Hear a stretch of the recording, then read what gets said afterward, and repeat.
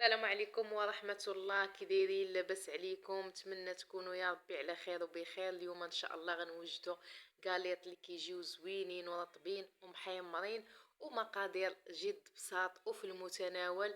هكا المدرسة الكوتي لوليداتنا راه كيجيو رائعين وساهلين في التحضير، ما كياخذوا منا لا وقت كتير لا والو. فعلى بركة الله ندوزو المقادير. واحد نص كيلو ديال الدقيق مغربل، واحد نص كاس ديال الماء، واحد ربع كاس ديال سنيده وشصيه ديال الفاني، وكاس ديال الزيت معامرش، كاس ديال الكوك ايضا معامرش محمر، شويه الملح وجوج خمارات، جوج بيضات، وواحد 4 المعالق ديال العسل.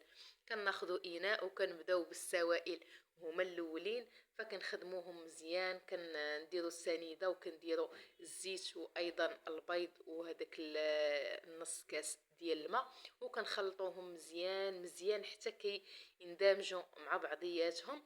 ومن بعد غنبداو نضيفوا في المكونات الاخرين، وحنا كنضيفوا في المكونات وكنخلطوا حتى كنجمعوا العجينه ديالنا. والكوك من الاحسن نحمروه، ملي كنحمروه كيعطي واحد المذاق خطير خطير بزاف. وكنضيفوا ايضا دوك المعالقات ديال العسل. فبالنسبه للحلاوه انا بالنسبه ليا جاوني مزيانين، هذا هو القياس اللي انا كنبغي. الا بغيتوهم حلوين راه ممكن ديروا كاس ديال السنيده عامر. انا راه الكاس ما كنتش معمره. فكيف ما قلت لكم كنضيفوا الدقيق وكنضيفوا الخميره وكنبداو نخدموا في المكونات ديالنا حتى كتجمع لينا العجينه ديالنا. فحتى الدقيق راه كيبقى على حساب النوعيه ديال الدقيق. انا هنا هزات ليا نص كيلو ديال الدقيق نيشان. الا كان كيشرب راه هاد المقادير غتكفيكم نص كيلو. كان الدقيق خفيف راه ممكن تضيفوا واحد شويه. فكنكملوا هكا كنجمعوا في العجينه ديالنا، وحنا كنضيفوا في الدقيق كنضيفوه دفعات، ما كنضيفوش دفعه واحده حتى كتجمع لينا العجينه ديالنا وكنحصلوا على هذا القوام. راه عادي ان تبان لكم كتلصق في اليد ديالي، غير هذيك اللي خلطت بها. اما اليد الاخرى الا حطيتوها عليها راه ما غادا تلصق ما والو. راه كيف ما شفتوا هزت ليا نص كيلو نيشان ديال الدقيق.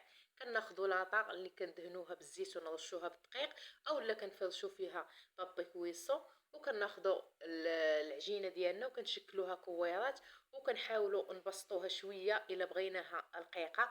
الا بغيناها شويه منفوخه راه كنخليو العجينه ديالنا مميل. المهم انا درتها بهاد الطريقه هذه، حاولت انني نبسطها شويه باش ما يجيونا لا غلاض ولا رقاق، يجيونا في قياس واحد. فكنستمر هكا حتى كنعمر اللاطه ديالي بهاد الطريقه هذه. ومن بعد كناخذ واحد صفر بيضه وكنضيف له واحد شويه الملح ولا شويه السكر ولا شويه الخل باش ما يخليش ليا ديك الصفوريه ديال البيض. وكندهن به الوجه ديال لي غاليط ديالي. وكناخذ واحد العود هكا وكندير به خطوط بالطول وخطوط بالعرض مائلين باش كيجي الوجه ديال الكاليط ديالي الشكل ديالو زوين، وهذوك المربعات كيجيو باينين وكيعطيوه واحد الشكل اللي هو رائع وزوين. فانا غنقرب لكم عفوا لاطا الكاميرا باش غتشوفوا الشكل ديال الخطوط كيفاش كيجيو، وملي غيطيبوا غيبانوا لكم اكثر. كندخل اللاطه ديالي الفران على عافيه متوسطه. فكناخذ اللاطه الثانيه اللي حتى هي مدهونه ومرشوشه، وكنكمل الكميه اللي باقا عندي ديال العجينه بنفس الطريقه اللي خدمت اللاطه الاولى. فكندخلهم كيف قلت لكم على عافيه متوسطه حتى كيطيبوا على خاطرهم من التحت، وكنشعلوا عليهم من الفوق والعافيه تكون ناقصه باش يتحمروا كاملين ويطيبوا من الداخل ومن البلايص كاملين. فهنا من بعد ما طابوا لينا لي غاليط ديالنا كيف ما كتشوفوا كيجيو بهذا الشكل هذا، كيجيو رائعين لا في المنظر ولا في المذاق. كيجي واحد المذاق فيهم خطير، هذاك المذاق ديال الكوك كيجي رائع وكيجيو زوينين. كنتمنى الفيديو ينال الاعجاب ديالكم. وهذا هو الشكل النهائي ديال الكاليط ديالنا. كنتمنى ما تنساونيش من لايكاتكم وتشجيعاتكم وتفعيل الجرس باش دائما يوصلكم كل جديد وبصحه وراحه.